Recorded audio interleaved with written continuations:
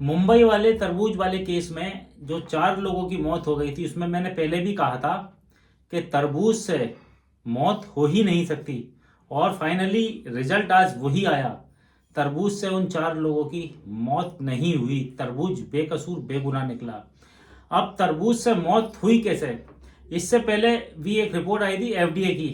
उसने भी, एफडीए की टीम ने जो खुलासा किया था, उन्होंने साफ कह दिया था कि तरबूज के अंदर किसी भी तरीके का बाहर का इंजेक्ट किया हुआ, किसानों द्वारा जो इंजेक्शन या किसी भी तरीके के केमिकल द्वारा जहर की मात्रा उसमें नहीं पाई गई। लेकिन आज की जो रिपोर्ट आई है दोस्तों, बेहद ज्यादा चौंकाने वाली और खुलासेदार है, जिसका पूरे देश में बड़ी बेसब्री से इंतजार था कि आखिर तरबूज खाने से मौत कैसे हुई। तो मैं आपको इस वीडियो में बताना चाहता हूं तरबूज के जरिए से किस तरीके से उन लोगों के अंदर जहर पहुंचा और कौन सा जहर पहुंचा, वो कौन सा ऐसा जहर था जिसकी मात्रा उनके शरीर में इतनी अधिक गई, जिसको लेने से 2 बेटी, एक पत्नी और एक पति खुद जिसको खाकर खाकर कहिए या किसी ने उनके शरीर में पहुंचाया। मैं तो कहूंगा, पहले भी कहा था, ये किसी की सोची समझी इंसानी दिमाग की फितरत साजिश है।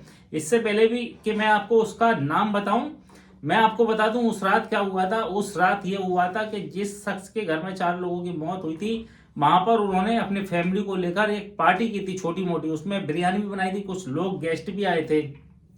अब गेस्टों के आने के बाद में गेस्ट बिरयानी खाकर चले गए। देर रात हो जाती है, करीब 1 से 12 बजे। 1 से 12 बजे के बीच में वो लोग तरबूज खाते हैं।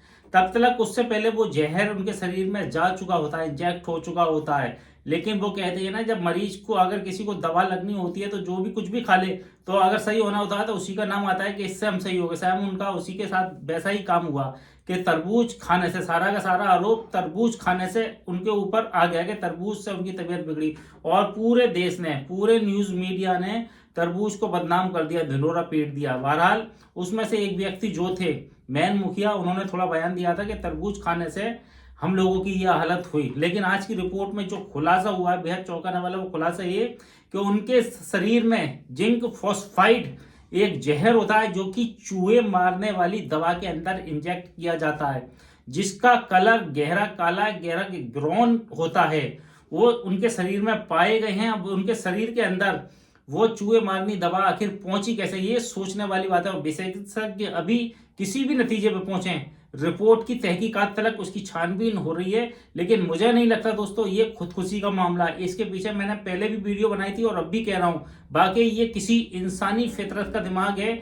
अब उनके घर में कौन कौन उनके गेस्ट आए थे, अब सोचने वाली बात यह है, उस घर में 2 जवान बच्चियां भी थी। किसी का भी शैतानी दिमाग हो सकता है। तो किसने दिया, ये अब प्रशासन या टीम, फोरेंसिक टीम वाली जो भी करेंगी, या पड़ोसी अड़ोसी जो भी उनके बारे में बताया, उनके घर में कौन कौन आया था। लेकिन खुलासा तो होना, क्योंकि 4 जिंदगियां खत्म हो चुकी हैं एक ही फैमिली की, और पूरे घर में ताला लग चुका है। बहरहाल आपकी इस रिपोर्ट के बारे में क्या मशवरा, क्या राय है, नीचे कॉमेंट जरूर कीजिएगा कि ये वाकई में ही उन्होंने खुदकुशी की है या किसी शैतानी दिमाग की साजिश सोच समझी है जो उनको इस तरीके से जहर देकर मारा गया है।